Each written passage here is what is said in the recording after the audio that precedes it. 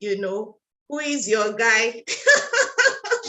So we are going to be asking our guys some questions this afternoon. I have 5 of them, amazing men, men of valor. We have them in the house this afternoon. Can we have Pastor Sheo as well on? Can we have Pastor Steve? Can you put on your video? And also Adams. Yes, Mr. Adams Ajao. I think is yet to be spotlighted. Okay, yeah, peace. Thank you.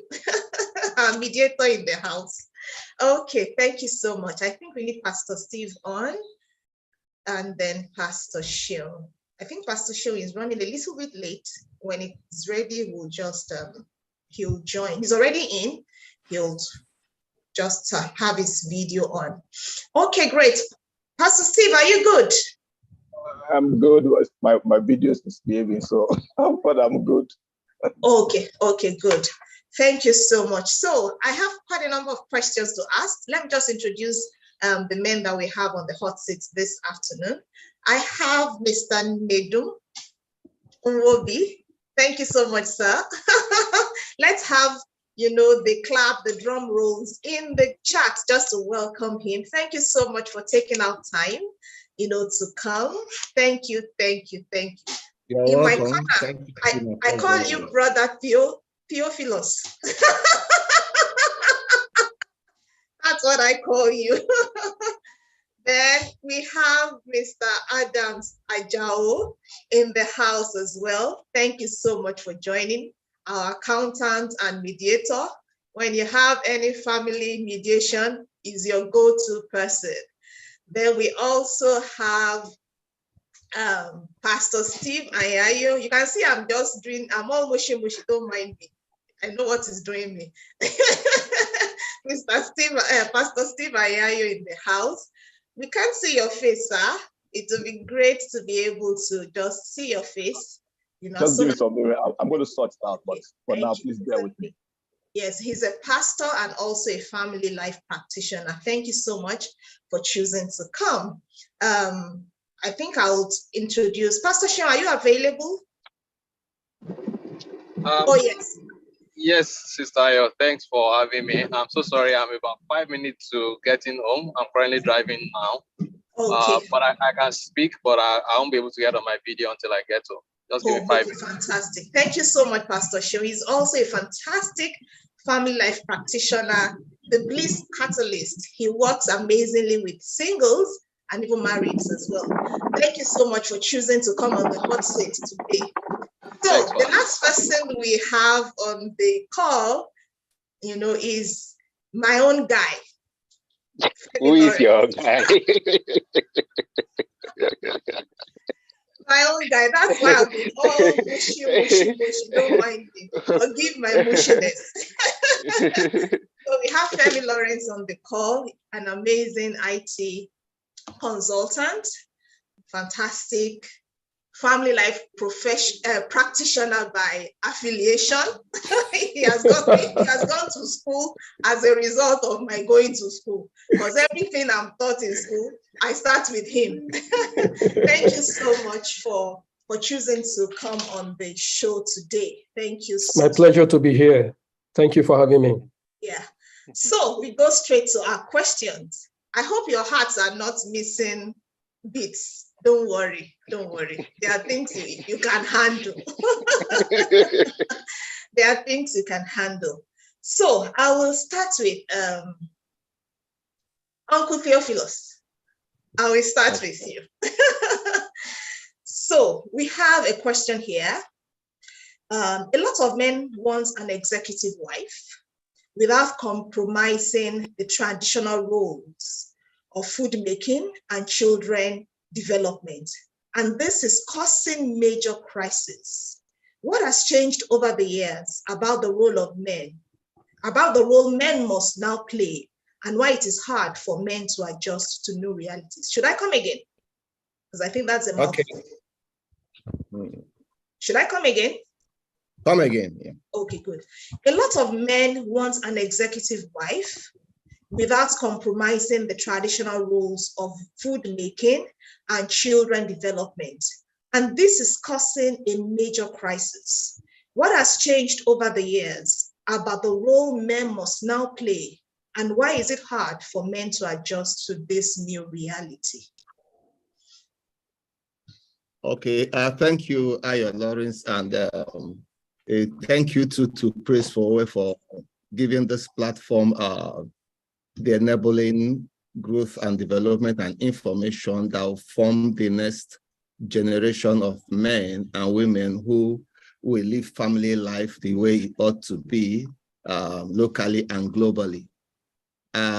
Responding to your question, we have to first understand that we are products of nurture and nature, and nurture in the sense that we inherited who we are and what we have in our behavior and character from a family setting, from a culture, and from modeling by people who are our parents and influencers in our life.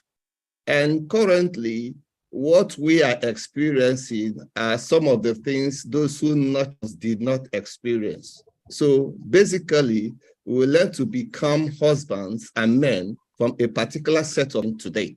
So if I take myself for an example, I was raised from a family and a father who are traditional traders and who their mothers or wives are always at home working.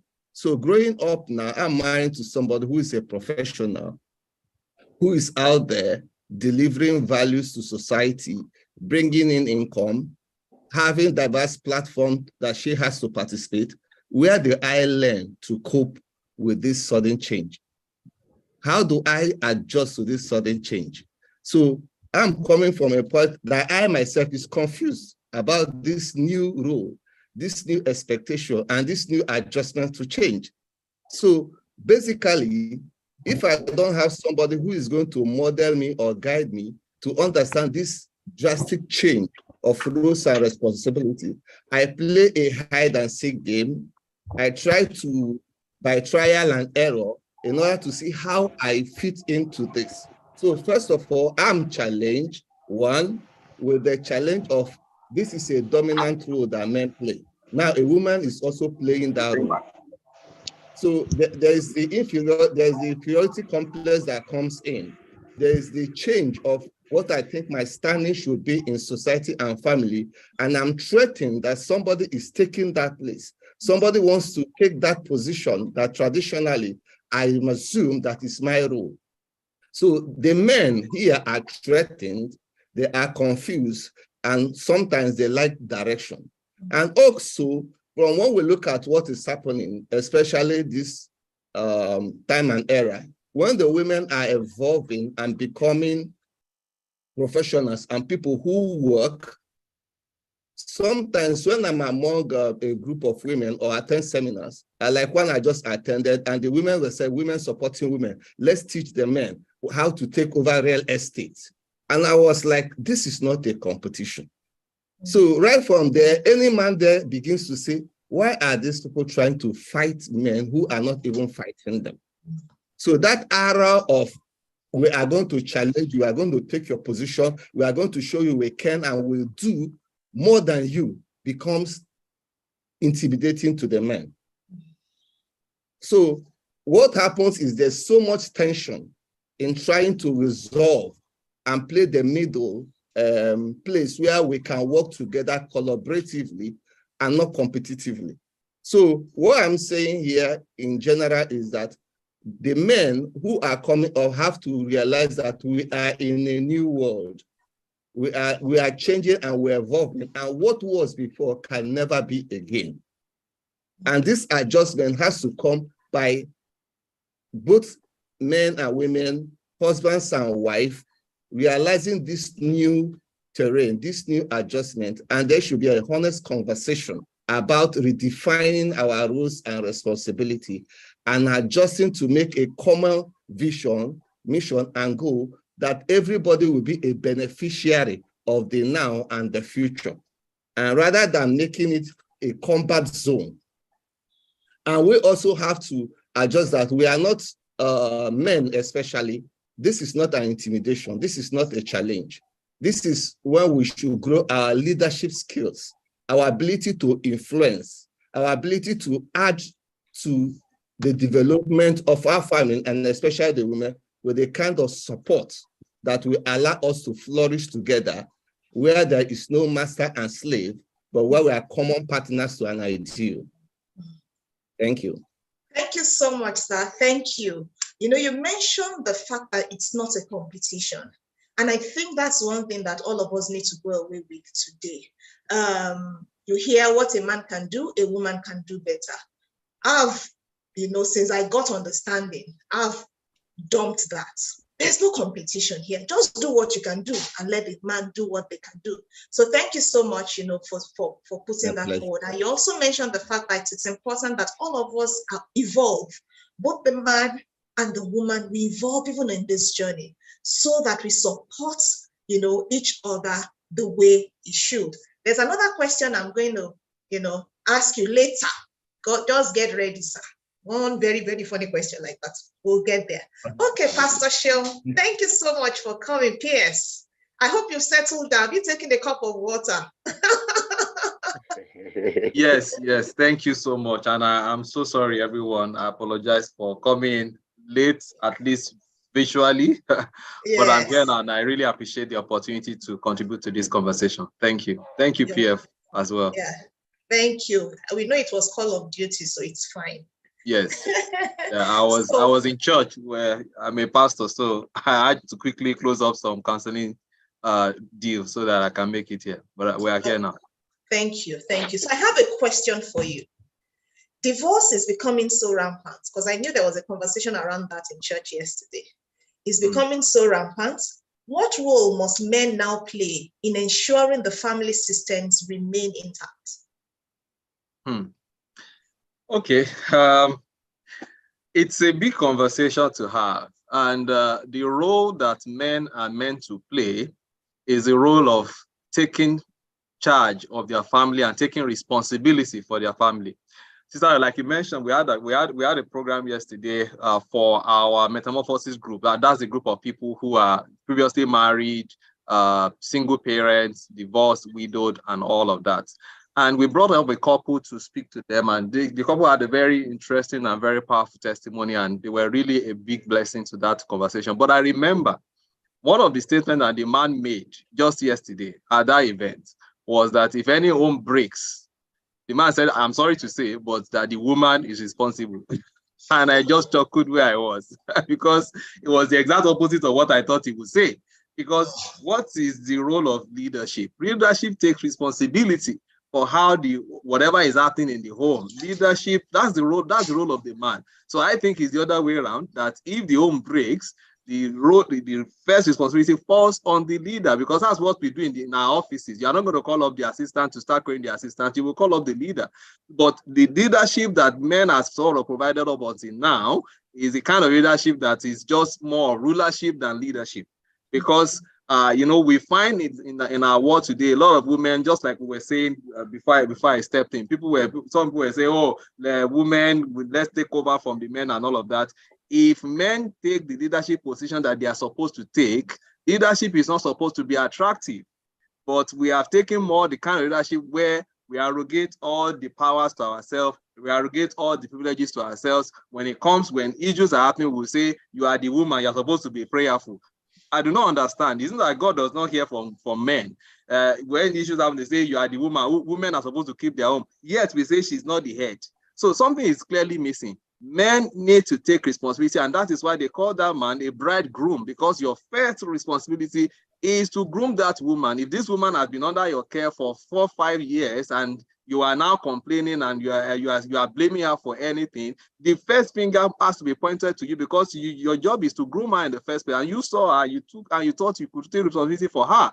So men have to take more serious responsibility in their family and know that they are ultimately the one determining the progress, and the direction of that relationship. And the number one job is to groom that woman to become your dream woman, or the woman of your fantasy, and all of that. And of course, you do that in consideration to who she's meant to be as a person, not who you want her to be based on your own idea of what a woman should be, but who she has meant to be, who God, who created her, was meant for her, has actually designed for her to be. So if men will take that responsibility more seriously and not just arrogate only the reward and the privileges to themselves, I think we'll have less divorce. Okay, thank you so much. And as you were speaking, like we know, marriage is teamwork. So yes, the guy, is the head.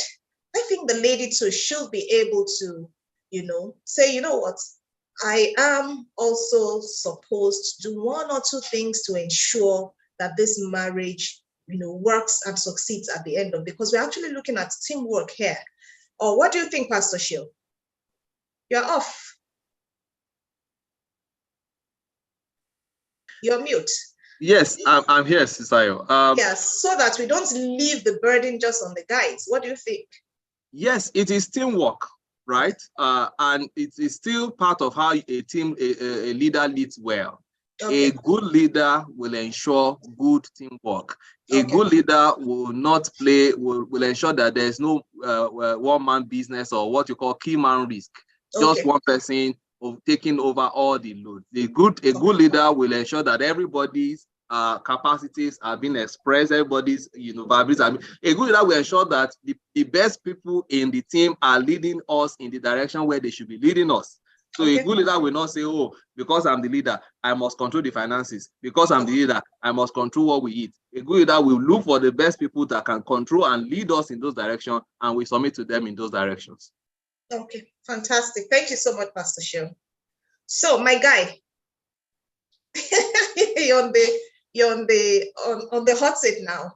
So, we have a question for you. What are your expectations, men, of your wives in this age and time? How would you want us to support you? Okay, all right. Thank you for that question. It's interesting that my wife is asking me this question in the public. Anyway, I'll take it like that. We are actually in a very interesting times now, compared to what we had, in the way we grew up, and just like the first speaker had mentioned. There has been a drastic change. Even if you look at the economy itself, they say the economy that we grew up from is not the same economy that we are having right now. I remember I used to tell my wife that, when I was growing up, there were a lot of, imported items, food, that we eat in my house. We find it so easy to just eat anything, things were working out nicely. Even some of us want to enjoy free education to a very large extent. But today, it's no longer the same story. Even you live in a house and you pay taxes and everything, yet you still have to, fend for the borehole, for every facility that you have to enjoy. It is personal investment. So looking at life itself generally is full of a lot of challenges. And this is an area where any man that wants to be successful and that wants to be happy should not hide, should not think that he is the Almighty, is the El Shaddai. He can do everything alone. Just leave me, myself, and I'm going to take care of everything you have. Yeah, it's good to be positive. Well, it's good to have audacious goal and ambitious, but you need help. You need help. So in this time now, this is the best time that men solicit for the understanding of the woman, is the partnership of the woman, such that we should be able to collaborate and work together. Maybe I'll talk about my family experience and what really helped and when we started. I remember when we got married, one of the things we did was that we said we are going to put our resources together. So I remember then when I earn, my wife earns her salary, we actually have a place it's very close to the bedside where we just put our money together and we spend that money together. Fast track down to about close to 2 years after that, my wife had to, about 2 or 3 years, my wife had to stop working. So it means that it's just only one income that we had at that point in time. So the question is, will my wife suffer because the income that was 2 become 1? No. The reason is because we have actually built a foundation such that both of us were earning, we are putting the resources together, we're managing, then it is meant for me to continue to build on whatever I have at that point in time and see it as if it is the 2 of us that are putting the resources together and ensure that she doesn't feel threatened or she doesn't feel uncared for and she feels cared for until when things are restored back to the way we ought to be. So what we need from women is, number one, we need their understanding that men will always do their best because we are responsible people and because we love them, we care for them, we want the best for them, best for the children, but there are times when we feel very lonely. There are times when we feel this thing, this weight is too much. And a lot of time, because of the ego of men, they don't come out. You should be able to read your husband. We expect women to be able to read their husband, be able to understand, begin to see the changes whenever they occur, and come to them and speak to them in a loving and a kindly way, and let them understand that you've got their back. And let them understand how can you help. So if you're coming from that point of view, a man that is even rigid, that does not want the woman to exercise her gifting, to be able to be creative or entrepreneurial in her ability, can open up at that point in time and say, my dear, I think we need to change our strategy. So I believe with that, a lot of progress will be made, and men will actually, women will actually get the best from the men, likewise the men from the women. Okay, thank you so much, sweetheart. As you were speaking, I could remember something that happened with us when we did our love language. One of your topmost love language happened to be acts of service. And before, I used to think the acts of service was actually clean the house, dust the window, lay the bed, and do everything, until we had candid conversation. And I asked you, what does acts of service mean to you as Femi? And you actually told me that, Ayo, I need you to also support me financially. This load is heavy. And for me, that was huge, and that informed the way I began to position myself after then as well. So it's also important that husbands and wives, they have conversations around, the ways they really want themselves to be supported, and not assume. Because there are times you're assuming your husband wants this or your wife wants this, and it is not this. It's not exactly, the same thing that they want. So let's be open. Let's have candid conversations, amongst ourselves, within ourselves, and be able to pin down what exactly is needed for the forward movement of the family at the end of the day. Thank you so much for, shedding light on that. And you said something that we should be able to read you. Yes, we will try and read you. You to read us, so don't forget to read us. Because I think women, we carry it on our face much more. So please read our faces as we seek to read yours. So I think it's a two-way thing. Okay, so our mediator, I have something for you. Yes, Mr. Adams Ajao. When the broadcast went out, PF surnamed you my name, Ayo Ajao. And I was asking, is that your middle name? And he said it was an error. So yes, Mr. Adams Ajao, I'd like you to help us. How should conflict be resolved? Some men would rather die than apologize when they're wrong. So how do we handle that? Wow, wonderful question. And indeed, I love that question, honestly, because conflicts must happen. Anywhere, woman being her, anywhere we have, can be between men, women, or between maybe at work or anywhere, conflict tends to happen. And why? I would say simply because our values might be different, our belief system might be different, our personality might be different. And as a result of that, even our perspective, the way we feel things and life might be different. And due to that fact, our upbringing as well can be as a result of that. Our experiences, exposure in life can be as a result of why conflict will happen. Just like what the Holy Bible, in this world, we can't do without trouble or problem or issues. It will happen. It will happen. So when it comes to men, I think men need to realize that immediately a man and a woman is coming together, they are already one. Okay.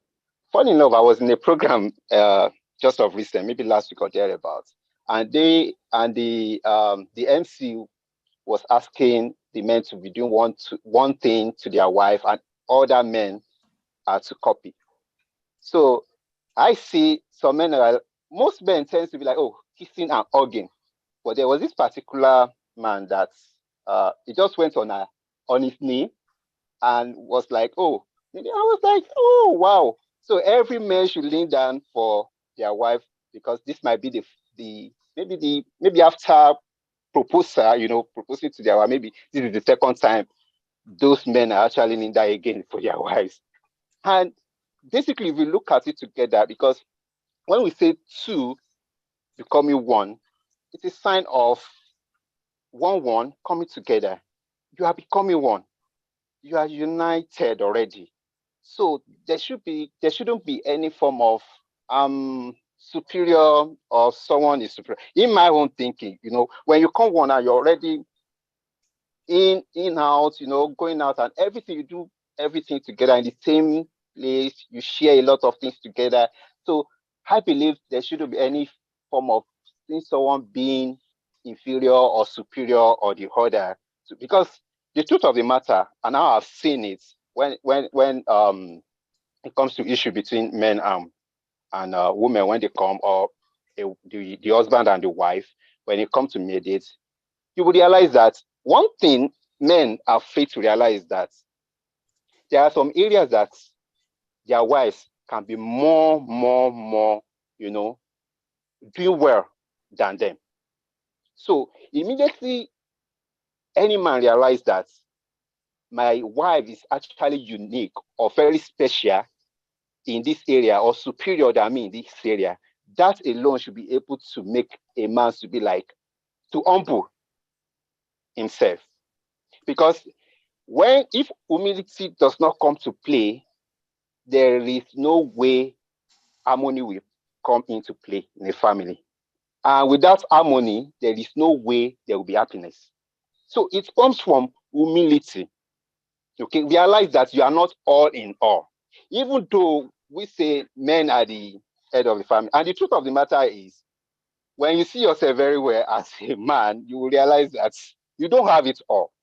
Just like what we have been saying now, if we look at it together, a man, you don't have it all. There are areas and that is why even the Holy Bible says, the helpmate is you are meeting together. There are some areas that you cannot do well in those areas. That is your wife that is very superior in those areas, that is very talented, gifted. And it's either you are learning or you give it all to her to handle. So when we see, life in those areas, with those perspectives, you find it should be very easy when a guy or a man, when you make a mistake, it should be very easy for you to be submissive. Even when the Bible was talking about men should love their wives and women should be submissive. For me, I've looked at it this way, like, even without submission, there's no way you can love. You have to submit yourself to the level that you must come to be able to love someone.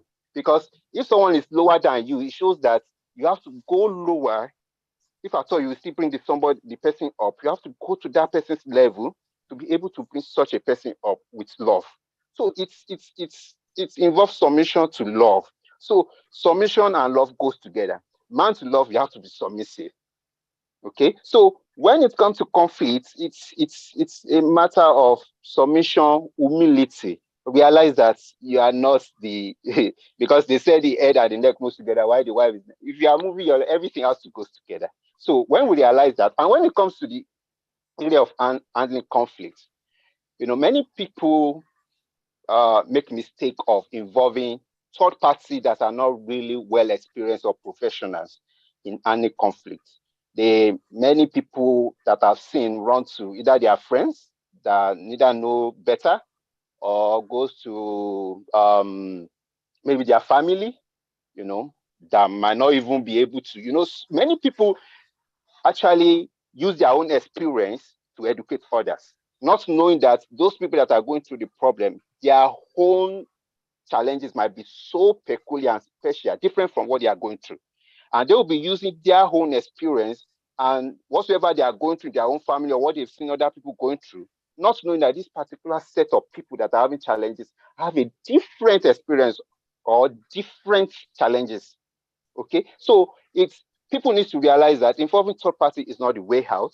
Your friends might not be able to resolve. They might be using their own experience, whatsoever is going on, and some might even be lying, to you, saying that, hey, for me, this is how I treat my own husband, or you better go and do this. It might be lie.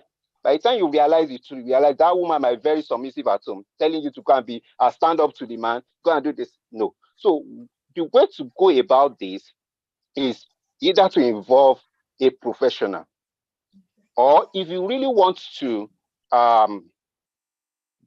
hear from your husband what's going on, it's actually, when issue happens, it shouldn't be addressed. Sometimes it's not necessary to address the issue immediately, because when the emotions are very high, when the environment is very tense, it's not the appropriate time to handle or resolve any issues. It is more wise to let the environment be calm, okay? Because some people will want to give it, I have to address, we have to resolve this. No. There will be time that you will realize that either the husband or the wife, there will be time that you realize that this is a good moment to handle issues. This is a good moment to resolve issues. And at that moment, it's very important to listen. When you listen, you'll be able to get one or two things that might be the root cause of the problem. Because most time we look at the surface when the issue is happening. We thought that, okay, what is really happening is actually, no. But by the time you listen, pay attention, you'll be able to know that something actually engineered what you are seeing at the surface. So at that moment when you listen, many people listen to be able to, like, you want to rehearse. No, it's a time to listen, and most of those times it's not a time for you to respond. It might be a time for you to go back, okay, and go and reflect on whatsoever that has happened, to be able to provide solution, and the way around, maybe any other time, to be able to come back and resolve it. Or you take action that will be able to not let such kind of issues to occur again. So these are some of the steps to be able to resolve moment. It won't be the moment when many people might resolve it, maybe when it's time to go to bed, but find a moment that that your husband or your wife is at a good state of mind and there won't be any issues, And let me cite the base of my experience in handling conflict with people. When couples are having issues, it's not, it's not so good to be having issues in presence of your children, okay? Because I've learned that many children of nowadays, they pick so fast, okay? They learn so fast from what they see, from what is happening around them. And when they see parents and when they see their father and mother, when they see them having arguments or issues, it's not that arguments or issue will not happen, but it shows a kind of signal. I have heard from a girl that was saying that I'm not going to marry because, say, why? He said, because men usually trouble women. Where does that one come from? It's a matter of what she has been seeing with the father and the mother having issues altogether. And she believes that, having husband will result to having troubles all the time, which is not true. Okay, so it is always important to take note of all this in any conflict at home. And there is no conflict that cannot be resolved. It's just a matter of the adults that are involved just need to be matured and grow up. Okay, they just need to know that life issues will happen. It will come, whether you call for it or not, because as we are growing, it involves a lot of challenges. So when those things are coming, it's either involve professional, or you take it, you listen. When you are you listen very well to take note of what actually is the problem. Let me have this. Most of the times when we want to handle, we like pointing fingers like, you did this, you did this. When you want to be a peacemaker, the way you need to approach is a matter of, I know I've done this wrong. It doesn't matter whether it's a lady, whether it's a man. It's a matter of you going to like, this is my mistake. This is my error. This is what I have done wrong. Now it's left. And most of the time I've realized that the other party will be able to see it like, oh, I did this, or I contribute this to this. So at that moment, it's very easy to resolve. It's not a moment to say, oh, you did this, that's why this one happened. It's not a moment to point accusing fingers or anybody. It's just a time for you to reflect on what you have done to contribute to the issues or to the challenges at hand. And you go with that approach, that is what I've done wrong, and you let the other people realize their own mistake. You apologize, and most of the times you move on. Oh, thank you so much. So apology is not gender specific. The guy should be able to apologize. The lady also should be able to apologize. And from what you said, we just need to understand that, oh, I've erred, I've made mistake. This is what I've done wrong, and I'm sorry. Saying sorry does not make us less than who we are really. So yeah, our guys in the house, please, sorry when it should be said. Okay, so Pastor Steve, I have a question for you, and I'd like you to just listen carefully. It's from the chat, and we'd like to do justice to it. Why do men not want to have conversations on going for counseling or therapy, especially when it's obvious they have a lot of trauma to deal with so they can emerge, especially when they need help with the way they resolve conflict, which impedes communication? Should wives continue to manage the situation and avoid conflict, which isn't sustainable, or they continue to have assertive conversations with an unwilling partner? All right, thank you. So please forgive me concerning my camera. I've been battling with it since, but please bear with me. I'll still try and work on it, but let me answer the question. I really appreciate the opportunity to be here, and this question is very fundamental, especially in this present dispensation. Of course, we understand that from the first, for Mr. Nedu, you know that there's a problem. The problem is the way we're brought up. And there's a general agreement that the man is the head and is in charge, is a know-it-all man. And once you have such mentality that you are the head of your home and you know it all, then it becomes an act of weakness when you are asked to look for help. And because of the chauvinism in the man, he feels that going for counseling or listening to somebody else is a slap on his manliness, since we have all been made to feel like Okonkwo in things fall apart. So this is the major issue. And sometimes, even when the man knows that he does need help, he still will not go for it. There have been several examples, and I have a confession to make. I used to be like that too, because that was the environment I grew up. That was the picture I was given, that I must be like Okonkwo instead of being like Kemefuna. Sorry, I'm using the example of things fall apart, but I believe people can understand that allegory. And so, I feel like a man because I know everything. The beginning of course, this transformation and change is when any man and every man will come to himself and appreciate the fact that he doesn't know everything, and he doesn't have answer to all questions, and that even the Bible said God has provided him and help to meet, meaning that he will not be able to do everything completely. That's why that woman is there, and most likely to take charge and to cover up for his lapses and his weakness.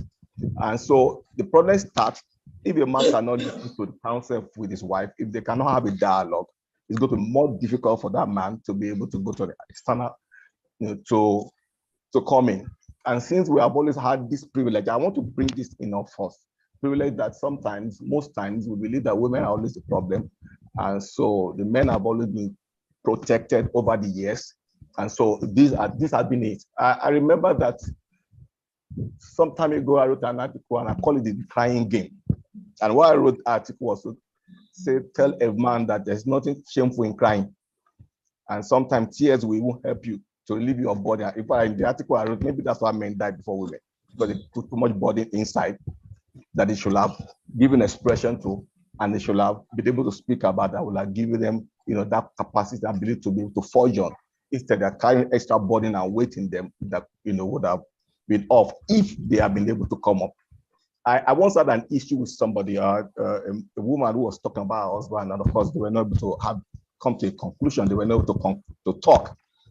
So I asked her to send him a text. And, if I had to compose that like 5-page text just to speak with the husband, and all I wanted was that he should be able to speak with her. And I asked her what happened afterward. She said he didn't say anything.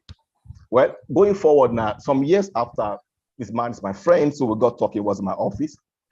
And in the course of his interaction with me, he told me that he admired his wife and that he would have loved, to be able to be expressive like she is.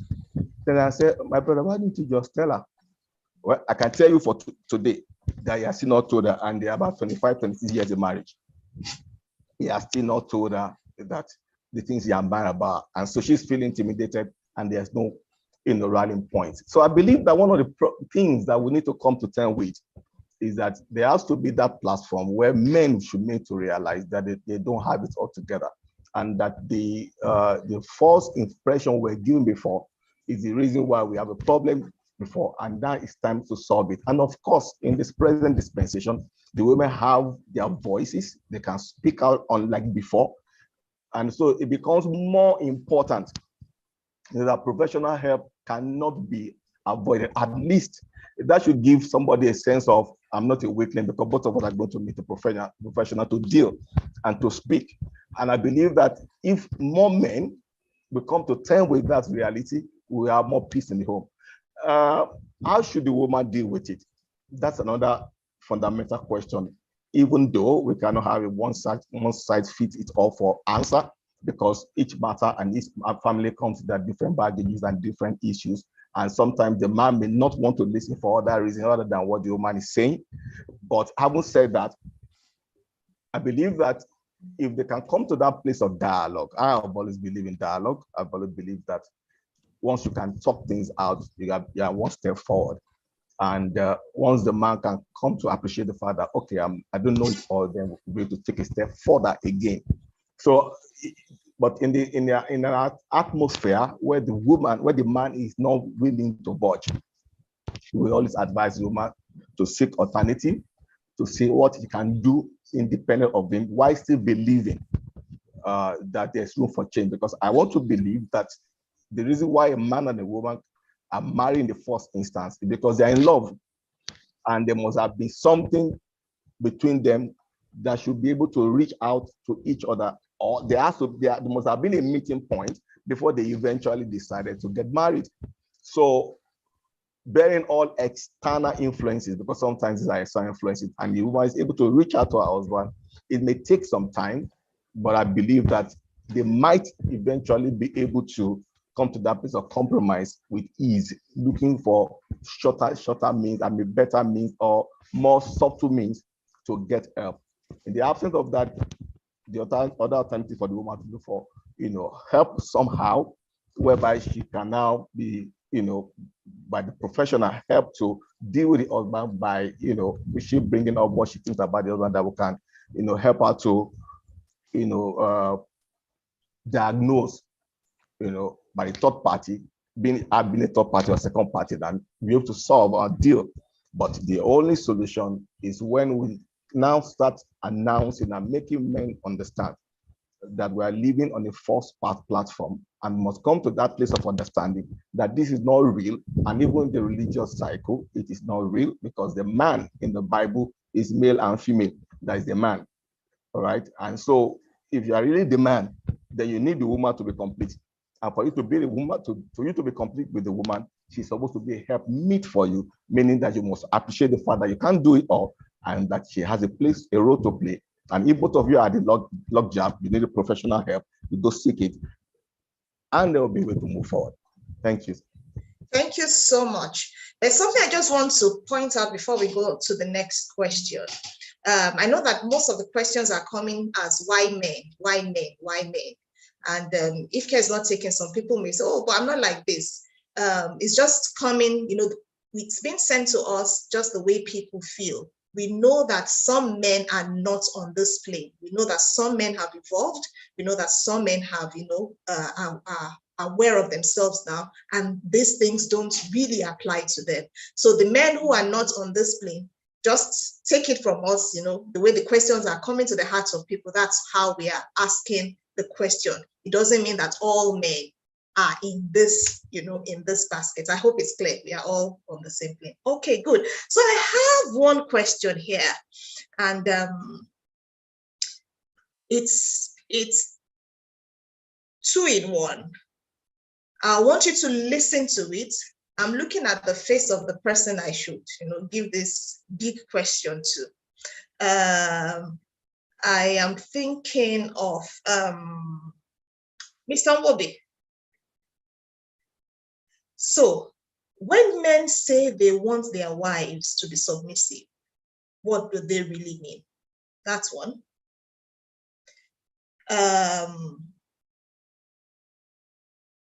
Okay, yes. What is submission or a submissive wife to men? So those are 2 questions in one. When men say they want women to be submissive, what do we really mean? What do we mean by that? And what is submission or a submissive wife to men? Yeah, thank you for that question. What do men really mean when they say they want their wife to be submissive?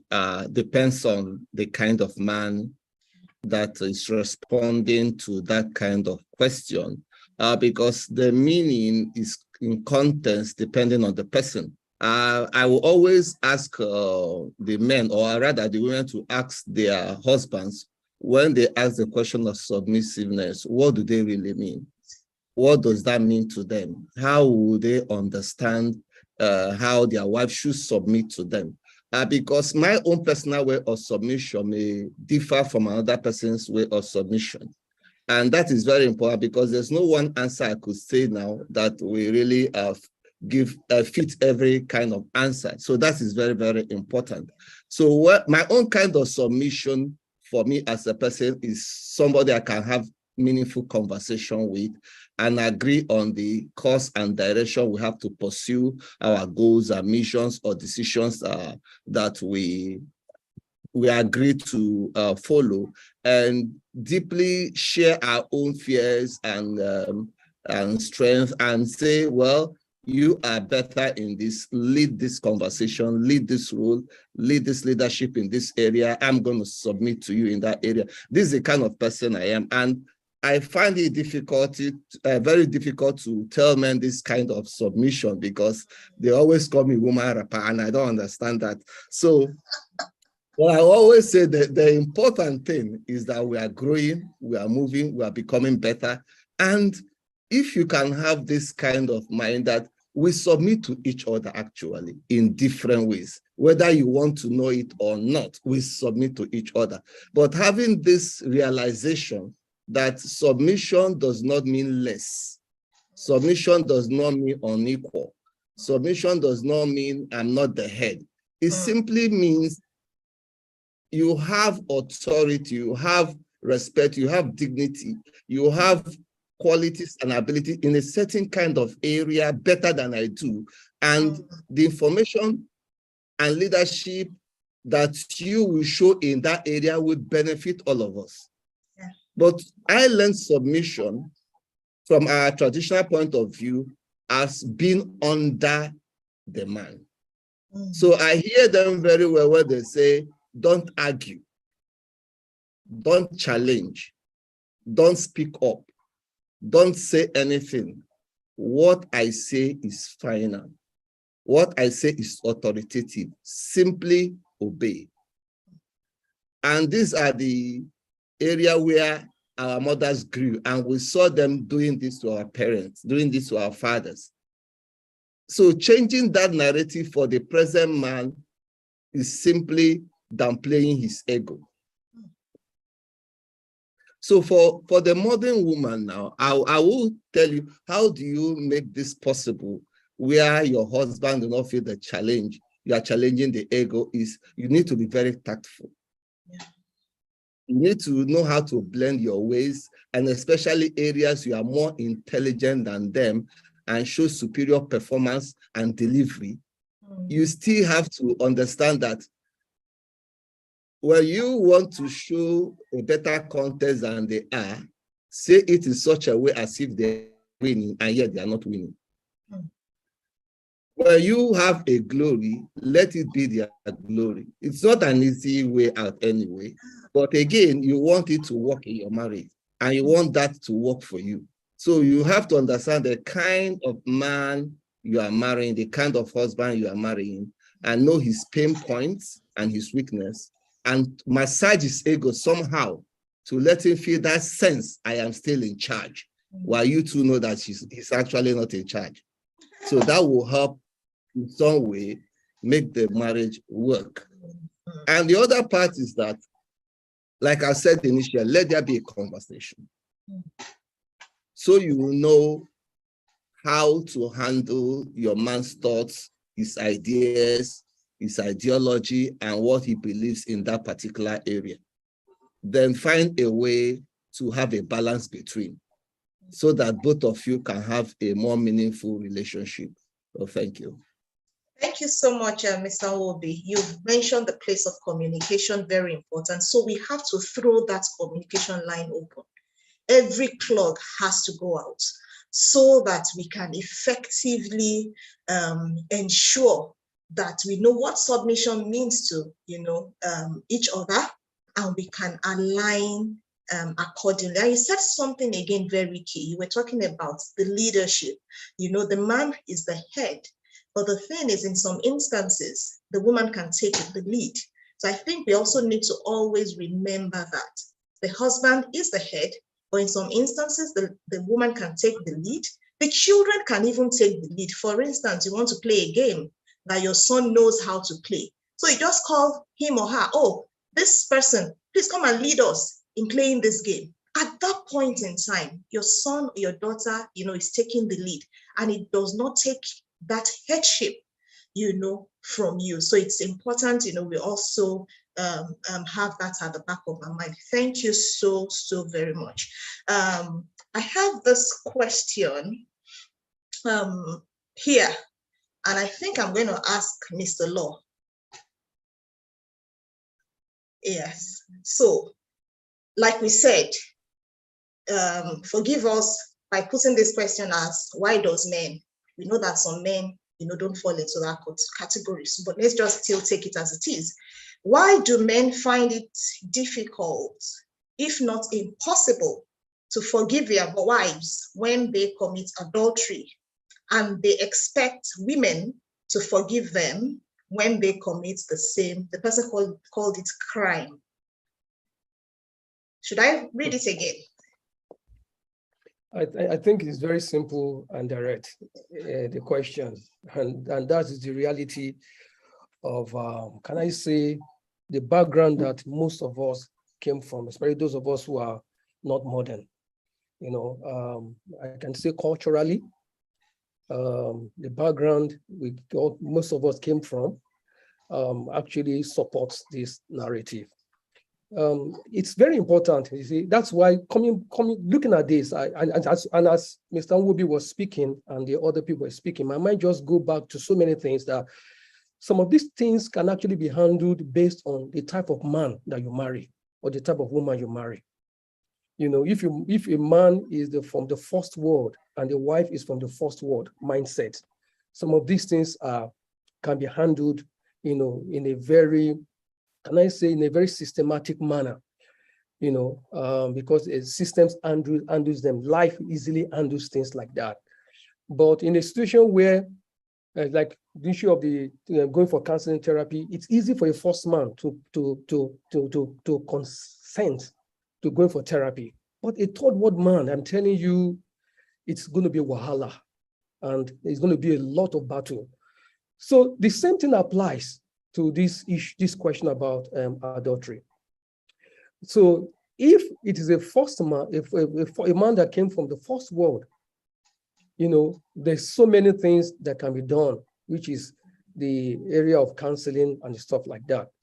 But these questions, I think, it's dovetailed into a man who is traditional, that has this mindset. So I'm going to just narrow down and zoom into that, because I want to believe that, I want to assume that that is the angle we're looking at it from. Unfortunately, our society does not support or does not accept a woman committing adultery. They see them as wayward, and that they are strange, the spirit is controlling them. So many kinds of, narratives, that goes around that. But a man can do whatever he likes. He can just sleep around, and then he's the correct guy. He's the man. He's the way God created him. There's nothing wrong in it. There's always that support around it. Even let's go back to the days of the Bible itself. Look at the woman that was caught in the adultery, that they were about to stone, because that is their practice. And they brought that woman to Jesus. And when she came, Jesus Christ looked at her and he asked them, if there's anybody amongst you who have not sinned, cast the stone. But what I'm going in that story is that nobody was talking about the man, because I don't know how a woman can commit adultery alone. I don't know if a woman commits adultery alone. When they say adultery, it is between a man and a woman. It means the man was released. The man was set free. He has not done anything wrong. So that's the background. That's the orientation that we have. So it's really so sad that that's the kind of society we find ourselves. So I just want to say that any woman that marries such a man that is traditional, you will just have to, number one, understand that yes, that is the situation you find yourself, make peace with it, and also begin to look for ways by which you can support the man. Why I'm saying this is because every man wants the best for his wife. I believe that. Every man wants the best for his family, he even wants the best for himself. It's just that it's been overwritten with a lot of false, background, false knowledge, and it's been beclouded by things that will not help the family. So forgiveness can actually be achieved if the woman knows a way to break through into the heart of that man. And what do I mean by that?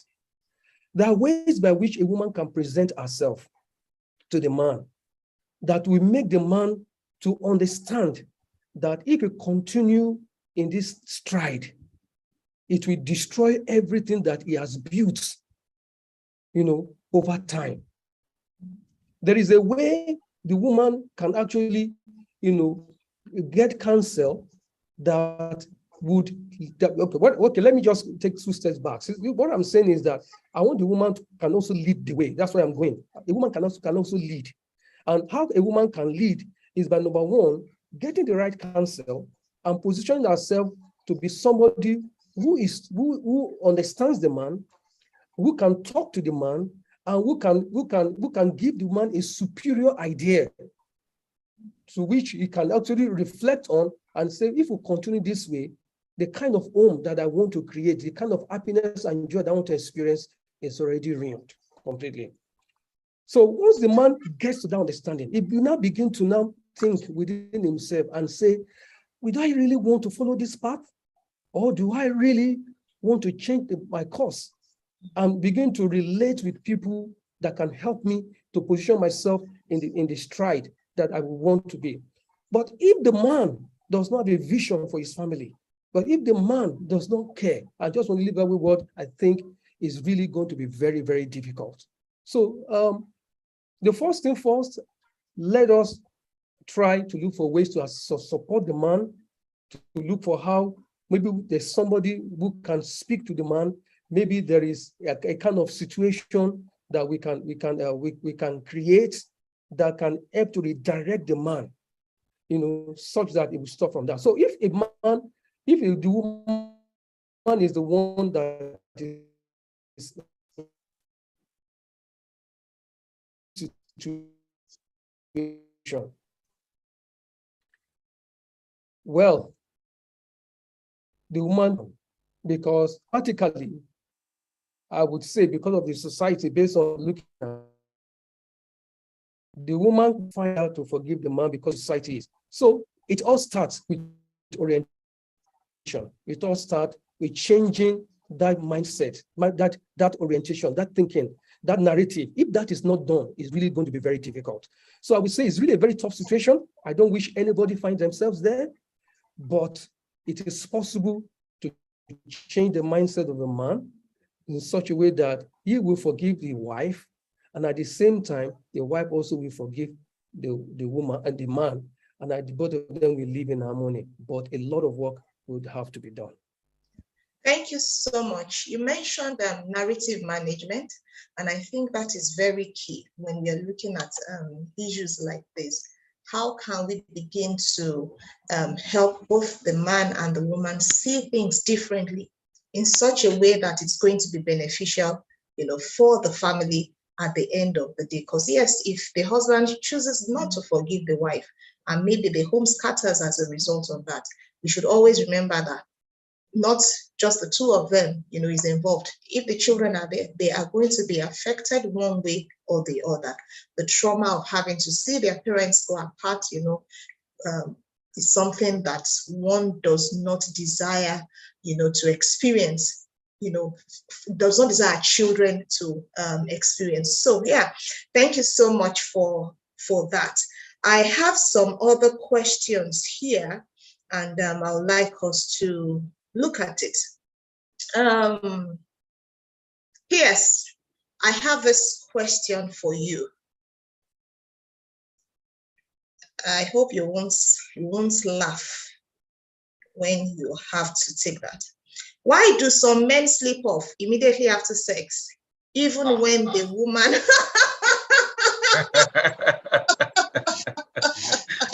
I said I won't laugh. How will I not?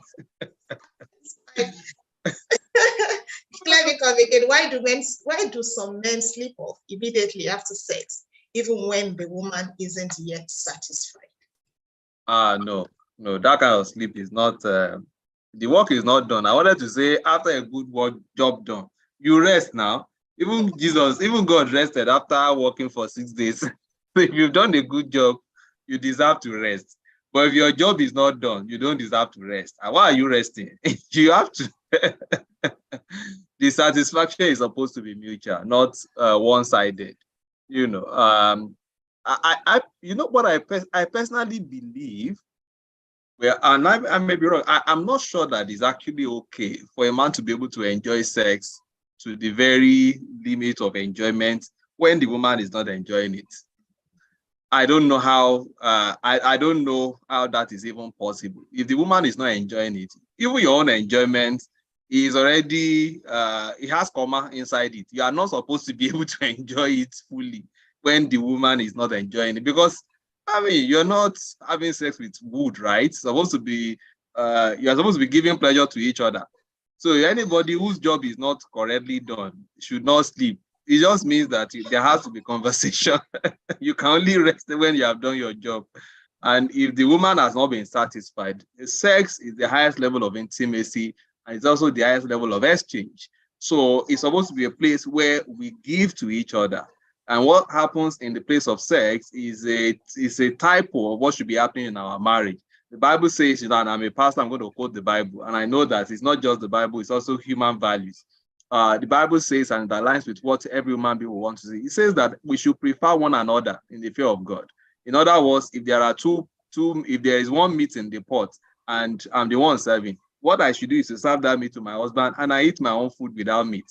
So when we come together in a place of sex, it should be a place where I am focused on, you know, I'm going to finish you today. You will enjoy this sex so much that you won't want me to go and all that. That's what should be happening. How to benefit the other person, not, you know, you've done your own and you're all right and you just slip off. Even if for whatever reason, maybe that day things didn't go as planned, maybe our emotions are all over the place and all of that, there should be conversation to say, you know what happened? And the woman, and if in a real relationship where we're supposed to have openness and transparency, the woman should be able to say, oh, I'm just not there today and all of that. And for you as a man, you promise her, don't worry, I don't need a lot of time. Tell me whenever.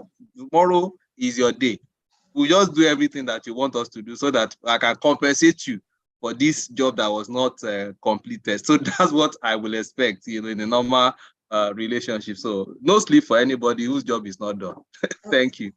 Thank you so much, Pastor Sean. There was a particular a doctor that I follow online, apropos doctor, and he said that naturally, when a man gets to orgasm, yes, it kicks in naturally. It's a natural thing. Yeah, there are hormones. Yeah, I forgot to mention that, Sister. Yes, there are biological hormones that kicks in. Prolactin.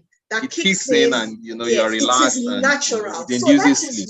Yeah. Yeah. So that is why communication is very important when you're having sex, such that the lady and the guy, they are communicating, and the lady is not left high and dry, while the man, you know, is just enjoying. So you need to be, like you said, it's a mutual thing.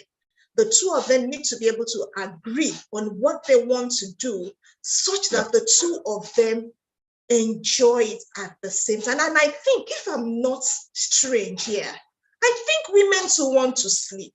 Please, can I get a yes in the chat if I'm not a strange woman? I think we want, when it is well done, please, can someone help me?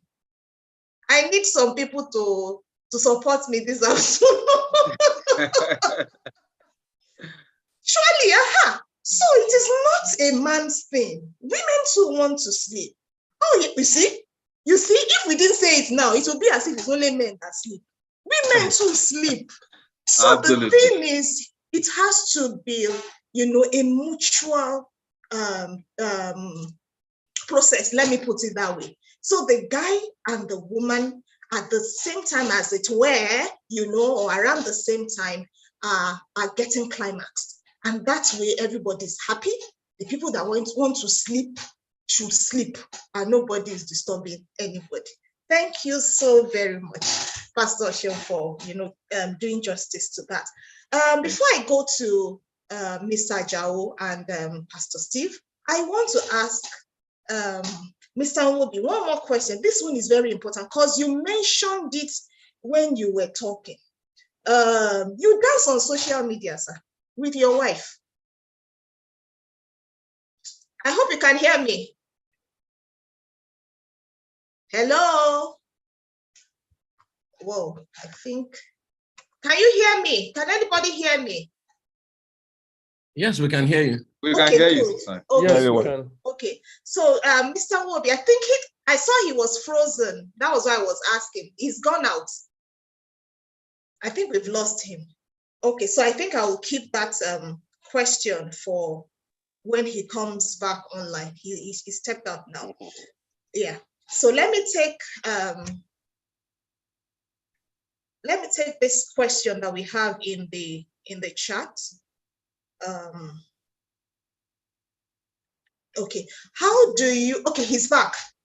Okay, so sir, we see that you dance on social media with your dear wife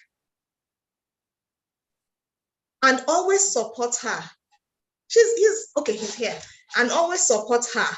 How do you cope with that, especially in a culture that considers such actions as being woman rapper? You use that word, so that's why I'm using it again for you. So we see you dance in the rain, we see you do yoga, we see you do all manner of things on your status and even on Instagram. So how do you cope? you know. Yeah, the truth about the issue is that by temperament, which people don't know, I'm a male cruel, which means I don't play, I don't laugh, if you know who I was before marriage. But I made a promise to myself, even before getting married, the kind of husband I want to be. I actually wrote them down, even before meeting my wife down, the kind of father I want to be, and the kind of marriage I want to have. And I look at the characters and the values that will enable me be that, and I wrote them down and found out my deficiency, which is my lack of playing, having fun, enjoying life,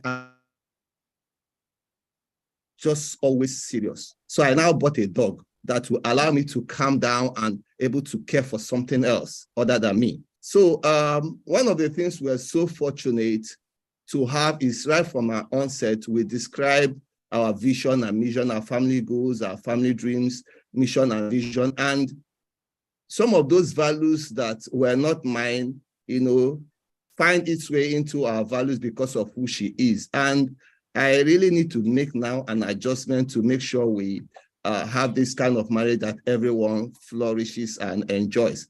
And I need to just adjust my temperament. Even my family members are so surprised. They were like, who turned you to this clown? One thing is important in the thing is that everybody is happy. I found it in the beginning very, very uncomfortable. Very, very uncomfortable. But my wife enjoys this. My children enjoys this. And when I see this kind of happiness that exudes from what they see me partaking in, it encourages me to do the more. And one of the things again that is very, very important is that what is our family vision? We want to make other families happy, and we can't make them happy without being happy. So this perception and projection must show. And somehow I've internalized this whole ideology now to be something that is easy for me, happy when I'm doing it, enjoy myself when I'm doing it. And the thing again that has happened is a lot of men, a lot of boys are very encouraged. They just, how do you make this thing happen? I say, this world, we come into this world once. We just come into this world once. And one of the goals of everything we do is to be happy. Even in fulfillment is to be happy. And why can't I change? Because everybody can learn, unlearn, and relearn. We are created to change. We are created to adapt. And if you can have that mindset and that attitude, the journey will be very smooth. The journey will be what you can do. We can't work 24 hours a day, be serious 24 hours a day, and just try to be who we are 24 hours a day. We can create schedules on what can be done. Then secondly, we also have what we do in our retreat that we always do quarterly retreat. I want to find out what we're doing, what other ones want us to do, how we want to be supported. And once somebody agrees this is how he wants to be supported or how she wants to be supported, everybody aligns to that. So this loyalty and submission to the family goals and dreams and values is what all of us are under obligation to do. So if it demands by the family schedule that this will happen, I need to be there, not just to be there to support anybody. I need also to be there for myself. So there comes where the leadership has to show forth. And because of that, it makes the leadership very easy. Everybody knows that each of you is important to the family. And even the father is part of that, even when it's just play. It makes it easy for leadership. It makes it easy for connection. It makes it easy for sense of belonging. And at the end, I found out that I have developed a natural habit to just do that. It's like at the slip of the finger, I'm already there, taking over everything and enjoy myself. I will be 50 this year, so I have so many years to keep enjoying myself, and that is what I'm willing to do and to submit to our family goals, vision, and mission. Thank you so much. You said something key. The vision is also driving your disposition. So to all of us on this call, do we have a family vision? What is guiding us? What is making us do those things, that we are doing? Very important. Family vision, family values. And I think part of your values has fun in it. Am I correct? Play or fun? Yeah. Which one? Is it play or fun? Fun. Fun, yes. So it's very important that, we allow that guide us. Mr. Ajao, this question is for you. Some family members disrespect wives and see them as properties. How should this anomaly be corrected, especially when extended family members become entitled and show total disrespect for your wife? Well, thank you very much for that question. It's something that I think everybody needs to come to realization with, that when two people are coming together, two people from different family are coming together, they are coming together as a new family. They are coming together as a new nation. Or if you see, like what we say here in House of Saviours, we say we are a tribe of influencers. So those two people, husband and wife, are coming together to form their own life. And, I like relating this to things to scripture, because when we look at what even the scripture was saying, is that a man and a woman, they are coming to they cleave and they live. Those two words are very, very important to look. They cleave together and they live. They leave their family and they cleave together as one. So every member of extended family needs to realize that these two people have their own life to live. And when any other person, let's look at it from another nation, maybe you are coming from, maybe you are a family member of that of the husband, you are coming in as a new person to a new nation. You need to realize that there is need for you to get the documents that are necessary that welcome you into a new nation. A Nigerian person, you want to cross over to another country entirely, you have to put all. So, and all this kind of document involve a proper information. It's not that you just, it's my husband's, it's my son's house. You can just go there anytime you like. It's my son.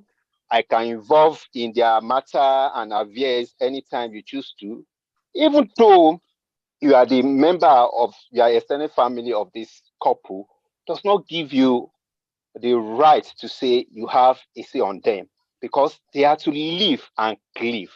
It doesn't give you the right to say, okay, you have a say that whatsoever is your son, whatsoever the instruction, whatsoever you communicate, your son must abide to it. These are some of the things that actually cause issues in family, in most homes. Let them live their life. We have been talking about vision and mission now here. So let them have their own mission. Let them have their own, let them follow their own mission and vision in life, So when it now comes to like a member of the extended family want to come into your own family, it is appropriate to let the husband and the wife, let them come together in agreement on how to go about it.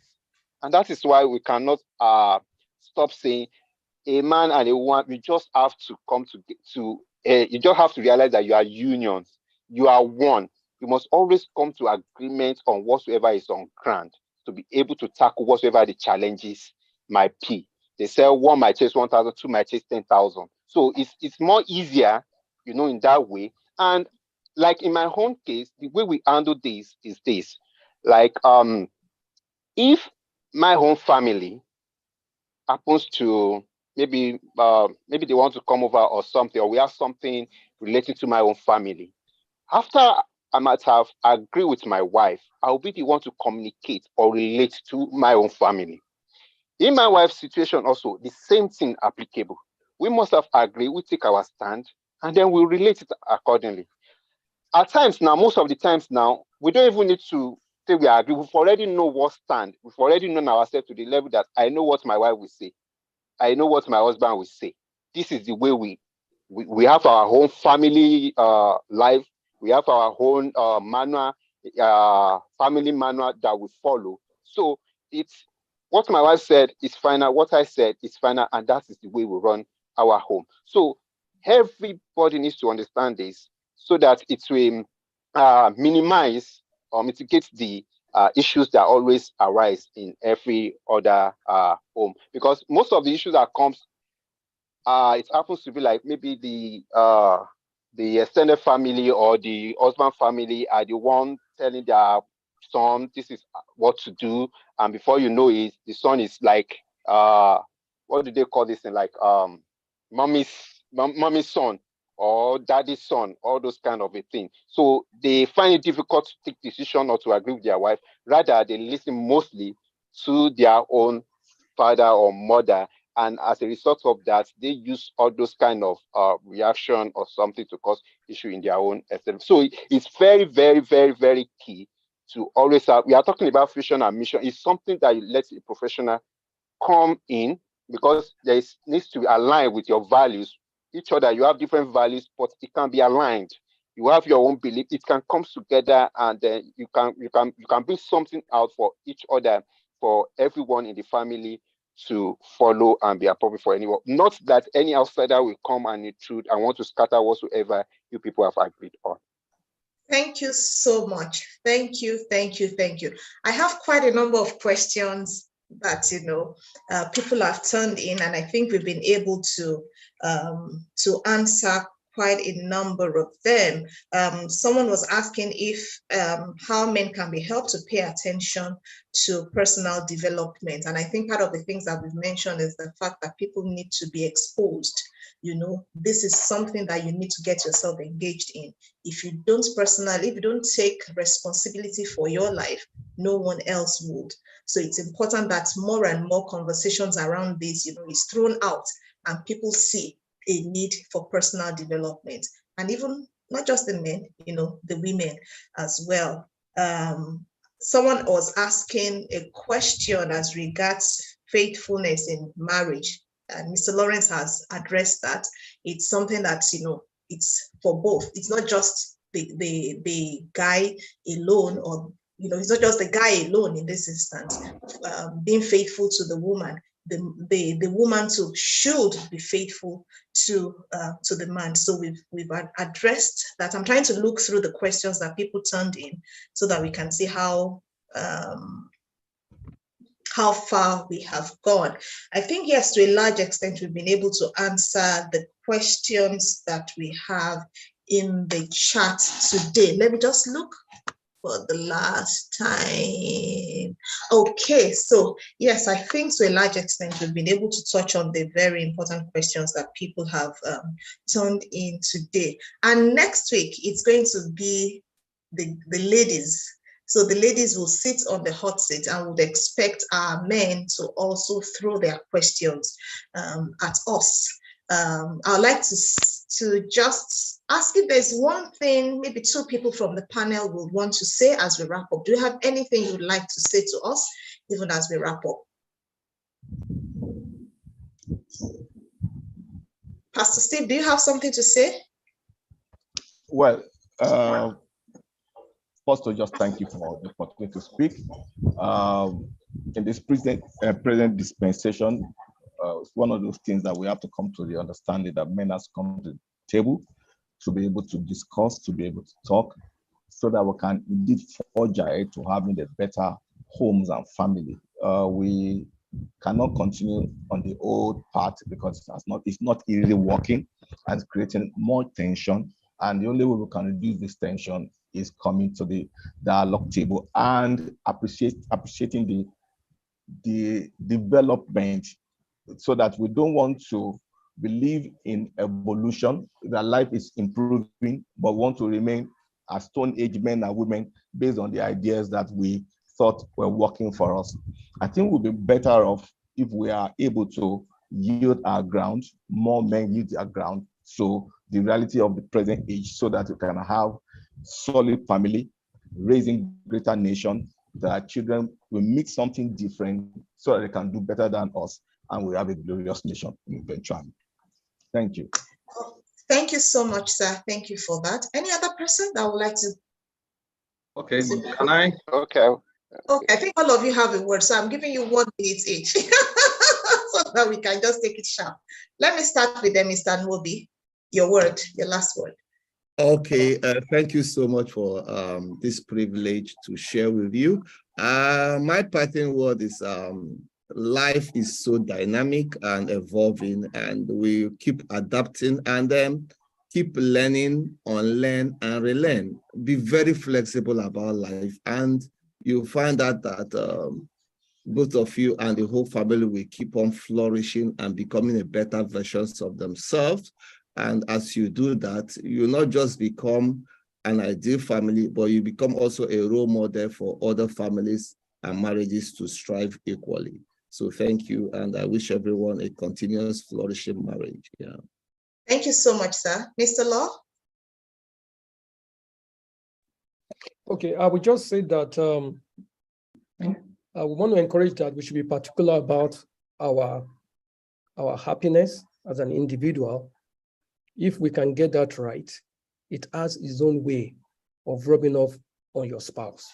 So that's really one of the ways by which we can be an asset even to our home. And once your spouse sees that, he or she can pick up, correction from that part. So work on yourself and you will see the transformation. Thank you so much. P.S.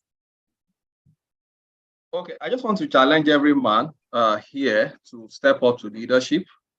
Men have often engaged marriage and family from the standpoint of, I don't want to be blamed. I don't want to, let me just make sure I do everything right so that madam will not complain. Let me just make sure that there's nothing anybody can hold against me. And that is not a leadership approach. Leadership goes beyond just, guarding your own corner. Leadership takes responsibility. And as men, we have done incredibly well in many things. If you look at the space of business, there are many thriving business that are being led by men. There are men who are taking their careers to another level, men in politics who are doing great stuff and all of that. Of course, we will always have the bad eggs, but if men would step up to leadership in the same manner with the same determination with which they've stepped up to leadership in other roles in the family as well, we can do and build incredibly great family. And and the beauty that we have today is the fact that there are systems in place. There are knowledge. The knowledge is in abundance. Systems in place that you can engage. You don't have to become a woman. You don't have to become another human being. Just you as a man that you are, engaging knowledge and engaging systems, you can build great family. And that's just my challenge. And I want to challenge the women as well to be ready. If you want a man that will lead your family well and give the happiness that it requires, you also cannot project, the expectations of the traditional man to him. You also have to be open enough to his ideas and open enough to his leadership and not assume things based on what you have experienced with other men. That's also very important because together we can build great families together. Thank you so very much, Pastor Seun. I think that's all. Mr. Ajao? Yes, ma'am. Okay, so this is what I want to say. 1 minute. Okay, 1 minute. We actually, when a man and a woman comes together, they make a family. And family happens to be the one that turns to society, community, and a nation eventually. And I believe that as we grow, as we proceed in life, we have our different kind of needs. A man have a need and a woman also have a need. Let's try as much as possible to always be attentive to be able to cater for each other's needs. And what I think is very clear is love. I will crown everything with love. Let's love one another. And the acronym I give to love is L, which is very key. We are talking about communication, which is key in marriage and in every relationship. Communication, L stands for listen. It is very, very key. Let's always listen to our needs, to each other's needs. Then O, we stand for overlook. We need, even before your spouse will offend you, have that mindset to say, you are forgiven. Let's try to overlook. We always have reason to offend, to step on each other's toe, but let's have this mindset to overlook and forgive one another at one point in time. V stands for value. Let's value ourselves. We have what we can always bring to the table. I can bring something to the table. My wife can bring a lot also as well to the table. And the E stands for enthusiasm. Be interested in one another. Let's be interested in one another. Thank you. Thank you so much, everyone, for showing up. Thank you so much. Thank you, Mr. Ajao, PS, Mr. Law, Mr. Nwobi, Pastor Steve. Thank you so much for being a part of today's panel. And I believe that we've all learned a thing or two. If you have, please just go into the chat and just say thank you to our panelists. Thank you, thank you. We can't unpack everything, but I believe the much we've been able to today, we can run with that and begin to just add to it and build on it and become better individuals. The bottom line is we choosing to evolve, we choosing to learn, to relearn and unlearn, and to just be better versions of ourselves. So thank you so much once again. We appreciate you for choosing to represent the men folk today and sitting on the hot seat that we've prepared. I know next week is for us ladies, and you guys are also warming up. All is well. Like we've been told, there is no competition. We are all here to support one another and become better with each passing day. So thank you so much once again. Thank you, thank you. I think that brings us to the end of our session today. And like I said, I'm playing a dual role. So I'm going to take in the announcements and every other thing that we have. Thank you again, our panelists. God bless. So I hope you can see my screen. Thank you again for joining us today. I hope you had a great time, with the men that represented the male folk today. And let's just go into the group chat. I know you've said one or two things and just, let us know how you found the session again. And if this place looks like a place you would like to hang out every Sunday, please do. And also invite other people that have the Saviours DNA in them so that they too can learn. Don't keep that which you are learning just to yourself. Be reminded that our meetings are about impact, because we are on a journey to raising saviors for our world. So we expect each and every one of us present every week, to go out there and practice what we have learned and come back here to share our results. We have different zones and departments that you can function in based on where you really, really want to be active. Just find yours and function there. For further inquiries, you can reach out to me. Then I'll lead you to the people that would put you in the appropriate zones. You can reach me on +234 818 466 8090. I'll take it again, +234 818 466 8090. And our meetings are sustained by voluntary donations, and we appreciate your support. For those who have given over the years, we'd like to say thank you. And you can give through various channels. I'm going to show that now. You can give through PayPal. So you can just munch the screen so that you know how you can support through PayPal, Zelle, Interact, Flutterwave, or bank transfer. We have put that on the screen so that you can access that.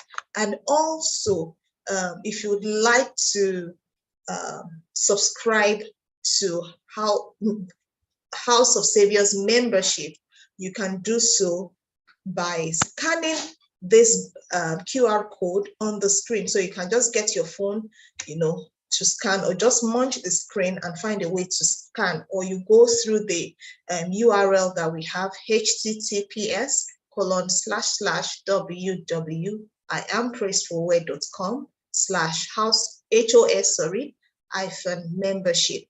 With this, you will be able to subscribe to House of Saviours membership. And this allows you to be able to access some exclusive masterclass in the course of the year. We usually have these masterclasses quarterly. We had one in at the end of March, for the first quarter. So please subscribe so that you can be a part of the exclusive master classes. Okay, so like we always do, I'd like us to unmute ourselves as we take the creed. But before we do that, I'd like to say we're a bit sorry. We are not a bit sorry, we are sorry. We are sorry for taking so much of your time today. Usually we end before this time, but I believe it's because we are, taking in so much. That's why our time exceeded the usual time. So please forgive us for taking more time than we should. So let's go to the creed as we close this afternoon. 1, 2, 3, go. We belong to a tribe of saviors.